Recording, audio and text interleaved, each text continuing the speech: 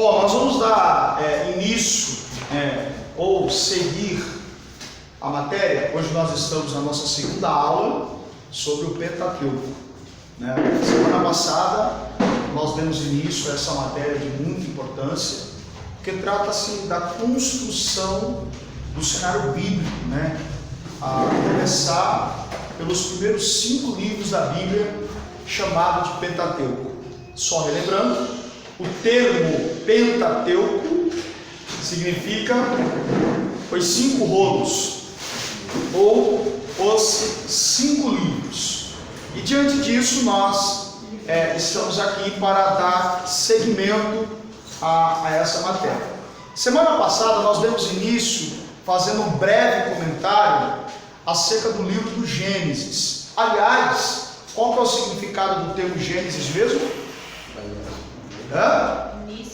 Início, origem, Começa, o livro tem o mesmo nome da primeira palavra do capítulo 1, do versículo 1, que é no princípio. Então, essa palavra princípio é uma palavra hebraica chamada de Bereshit. Bereshit. Bereshit significa começo, origem, início. Isso é muito importante porque no livro de Gênesis nós vamos encontrar a origem de todas as coisas existentes. E é o livro de Gênesis que vai nos dar a base para crermos no Deus criacionista. Nós cremos na criação de Deus. O mundo, o planeta, não foi criado a partir de uma explosão. Loucura por loucura, eu fico com a loucura da fé. Porque, vamos ser sinceros, acreditar que tudo que foi criado, que tudo que foi produzido na Terra, veio a partir de uma explosão, segundo a teoria da evolução ou do Big Bang, acredita, eu prefiro ficar com a minha loucura, em que Deus criou os céus e a terra. Então, o livro de Gênesis nos dá a base para crermos no Deus criacionista. Nós seguimos a doutrina da criação. Bom, no livro de Gênesis nós havíamos comentado semana passada que o livro começa no Éden e termina onde, gente? Não, Gênesis começa no Éden e termina no Egito. Lembra que Jacó vai com a sua família de mudança para o Egito, porque José agora é governador. Então, nesse espaço de tempo entre o Éden e o Egito, nós temos aí algumas gerações, como a geração do casal do Éden, a geração de Matusalém, de Noé, a geração dos patriarcas. Lembra que eu falei que o termo patriarca quer dizer pai?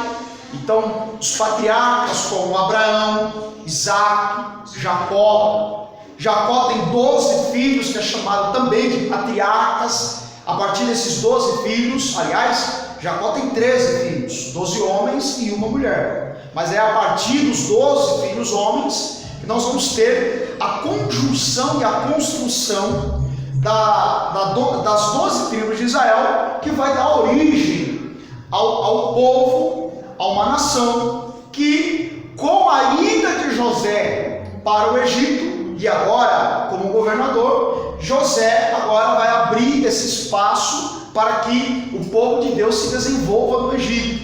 E nós havíamos dito também na aula passada que todo o propósito de Deus, por mais escuso aos nossos olhos, por mais que pareça aos nossos olhos irreais, quando se trata de santidade de Deus, Deus é perfeito naquilo que Ele faz. Verdade. Por quê? Porque nós estudamos semana passada que o Pentateuco, Gênesis, Êxodo, Números, Levítico, Deuteronômio, foi escrito por Moisés por volta aí do ano de 2.500 anos antes de Jesus nascer. Então, 2.500 anos antes de Jesus nascer, Moisés estava escrevendo o Pentateuco. E isso é muito importante, por quê? Porque naquele momento, Moisés é escolhido depois de um assassinato. Vocês lembram que Moisés, ele assassina a sangue frio um egípcio que está maltratando um hebreu. E aí começa toda a história de libertação do povo de Deus. Depois que nós lemos aqui que surgiu um novo faraó, né, que não conhecia a história de José, e aí houve a necessidade de Deus levantar um libertador. E hora que Deus escolheu um homem preparado, sim, mas que se fosse passar pelo crivo humano não passaria, porque foi um homicida. E Deus usou o homicida para libertar o povo de Deus. Nós paramos aqui nesse ponto. Vamos dar sequência. Na página 4, as características do livro de Gênesis. As características do livro de Gênesis. Bom,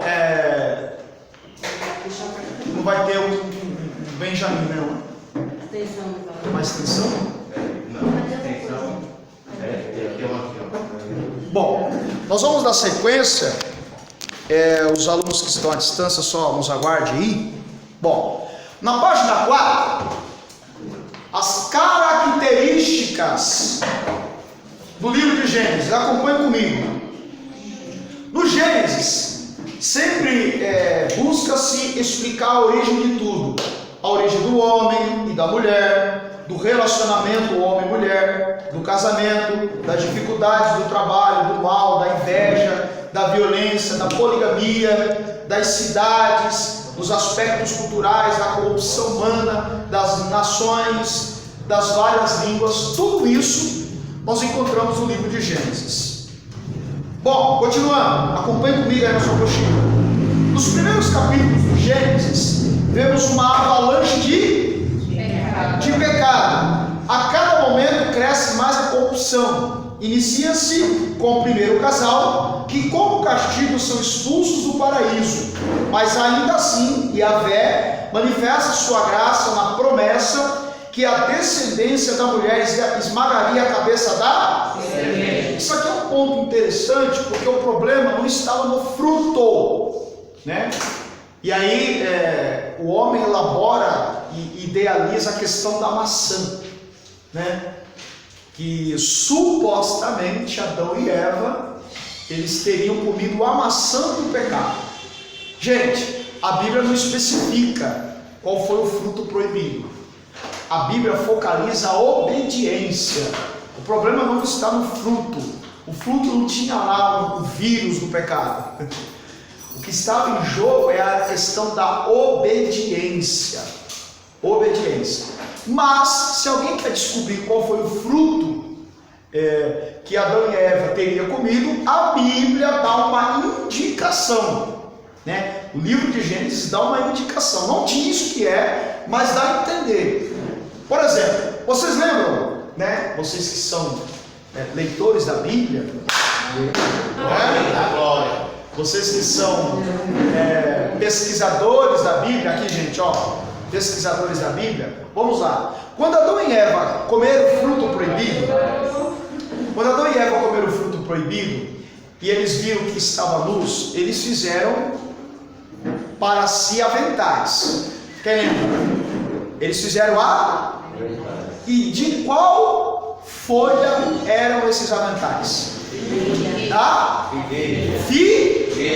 figueira. A Bíblia é específica. Depois Deus mata o animal, tira a pele do animal e faz vestes para Adão e Eva. Mas a princípio, quando eles viram que estava luz, eles se vestiram da folha da figueira. E se eles se vestiram da folha da figueira, provavelmente eles estavam perto de uma figueira. Então, provavelmente foi um figo. Eles teriam comido um figo, né? Se você for ter uma dica, não fala mais. Eles teriam comido um figo né, o fruto da árvore proibida, uma figueira. Isso é bastante interessante, porque a figueira dentro do cenário bíblico tem um papel importante. Por exemplo, Israel é simbolizado pela figueira. Então, para Deus, Israel é como uma figueira. Então, olha aí o indício, a Bíblia não diz. Mas se eles fizeram aventais de folhas de figueira, eles estavam perto de uma figueira, muito provavelmente acabado de comer a fruta. O fim. Tem coerência, sim ou não? Sim. Tem coerência. Então, eles começam com... o livro começa relatando o pecado de Adão e Eva. Então, o problema não estava no fruto. O fruto, como eu disse, não tinha o vírus do pecado. A questão era a obediência. Então, o primeiro pecado cometido na terra foi a desobediência. E é por isso que isso aqui tem que ser tomado nota. É melhor obedecer do que saber. Exatamente. A gente tem que tomar nota, por quê? Porque todas as vezes que pecamos, trata-se de um ato de desobediência. Qualquer pecado que cometemos acaba se tornando um ato de desobediência. E olha que coisa, quando nós desobedecemos a Deus e pecamos contra Ele, é como se Deus estivesse lembrando do que Adão e Eva fizeram. Esse foi o primeiro pecado. Vamos dar continuidade. Em seguida, nós temos o segundo pecado, que nesse caso envolve os dois filhos de Adão e Eva. Em Caim e Abel surge o primeiro assassinato. Caim é condenado a andar errantemente, mas mesmo assim recebe uma proteção divina como sinal dado ele. No dilúvio, a corrupção humana é tanta que fica vem o juízo, que é mas há a graça na arca como agente salvadora da humanidade e da criação. Por fim, a confusão mas a manifestação da graça só aparece em Gênesis 12, quando Abraão é chamado para ser bênção para todas as nações. Veja que assassinato, inveja, corrupção, tudo está inserido no livro de Gênesis. Ou seja, Gênesis é o livro da origem de tudo. Então, o pecado, a desobediência, o assassinato, a corrupção generalizada não é algo novo. É algo que já vem lá dos primórdios da terra. Professor, devido o irmão matar irmão, já não faz parte da consequência do pecado de Adão e Eva? Não entendi. Eles pecaram, Adão e Eva. Adão e Eva pecaram. Depois Caim e Abel, um matou o outro. Um não matou é a o outro. consequência do pecado? Exatamente. Porque todo pecado tem uma consequência, né? Todo pecado tem uma consequência. Nós estudamos aqui uma matéria chamada de hamartiologia. Quem era na época? A doutrina do pecado. E nós falamos que o pecado tem três coisas, né? O pecado tem nome, o pecado tem consequência e o pecado tem uma origem. Então todo pecado que cometemos tem nome, tem consequência e tem uma origem. Tudo começou em algum lugar. Tudo tem uma consequência e tudo tem um nome, né? Tudo tem um nome. Então começa aí o pecado. Detalhe: o pecado foi gerado aonde? Só para nós termos uma noção. Né? O pecado foi cometido aonde, gente? Teve início no? Coração de luz. Por favor. Aonde? O pecado foi originado aonde? No céu ou na terra? Céu. Nossa, logo no céu. No céu o pecado? Não, foi na terra. Na terra? Se ainda não havia um coração de Lúcifer. O céu não pode produzir pecado, gente. E a terra não era povoada. Então o pecado nasceu onde? Isaías 14: subirei aos céus e serei semelhante ao Altíssimo. O coração dele.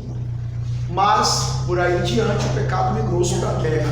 E aí o diabo vem prefigurado na vida de uma serpente no jardim. Bom, o diabo ele se manifestou na vida de uma serpente, sim ou não? Sim. Aí surge uma grande dúvida. Satanás, né, fugindo um pouquinho aqui da matéria, Satanás ele pode influenciar um animal contra o ser humano? Sim. Sim. Influencia. Sim. Nós temos um exemplo, né? A serpente. O cachorro, o resto da professor, tinha uma irmã que veio, ela congregou um pouco tempo com nós, ela tinha ganhado um cachorro. Ela chamou o pastor, tipo assim, a casa dela era uma bagunça. Ela chamou o pastor, quando o pastor entrou, o pastor falou, tem um dentro desse cachorro, mano. Aí ela falou, assim, mas eu amo tanto o cachorro. Então, assim, você ama ele, então você está amando o Satanás, irmão. Por isso que sua vida está sendo. Aí o pastor falou assim, vai morrer, mano. Deu poucos dias, o cachorro morreu, a irmã agora está uma bênção, está congregando em outra igreja. Olha aí, a gente precisa tomar nota porque às vezes a gente entra em polêmicas que está na Bíblia. Na Bíblia, né? E outra coisa interessante, olha outra informação curiosa de Gênesis. A serpente andava. Tente imaginar uma serpente. Que managem, né? Vamos lá. Isso aqui é uma curiosidade de Gênesis. Vamos continuar?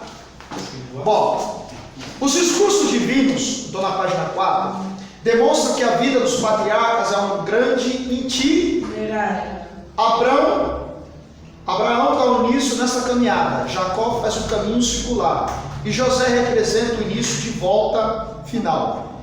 Em torno das narrativas sobre Abraão, persiste a pergunta: quem é o filho da promessa? Gênesis 13, aparece Eliezer. Gênesis 15, Ismael. Gênesis 16 e 21, até finalmente revelar-se Isaac, 21, de 21 do 1 ao 7. Observe, qual foi a promessa de Deus em Gênesis 3,15? Já lemos e relemos e estudamos esse texto aqui em classe. Gênesis 3,15. Pegue a Bíblia, vamos relembrar. Gênesis 3,15.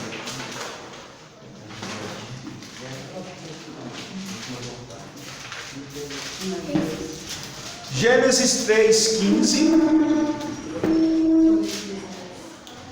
Tá? Gênesis 3,15. E porém inimizade entre ti e a mulher, e a tua semente, esta te ferirá a cabeça e tu lhe ferirá o calcanhar. Essa é a primeira promessa, Gênesis 3,15. Da semente da mulher nasceria um que esmagaria a cabeça da semente da serpente. É a primeira profecia, a primeira menção do Messias em Gênesis. Nós temos aí a primeira promessa de Deus de enviar o seu filho para justamente desfazer toda a obra das trevas. E a partir daí, Satanás, ele tenta de todos os meios atrapalhar os planos de Deus. Vamos lá? Ele tentou atrapalhar o plano de Deus quando Caim matou Abel. Ele tentou atrapalhar o plano de Deus na Torre de Babel. Ele tentou atrapalhar o plano de Deus corrompendo a geração de Noé, e por isso que Deus mandou o dilúvio, mas Deus poupou a família de Noé. Ele tentou atrapalhar a vida, a vinda do Messias de todas as formas. E olha que coisa interessante, Abraão foi chamado por Deus, e aí o diabo, para tentar derrubar a promessa, tenta colocar na vida de Abraão supostos filhos da promessa. Deus fez uma promessa para Abraão, sim ou não? Sim. E quem seria o filho da promessa?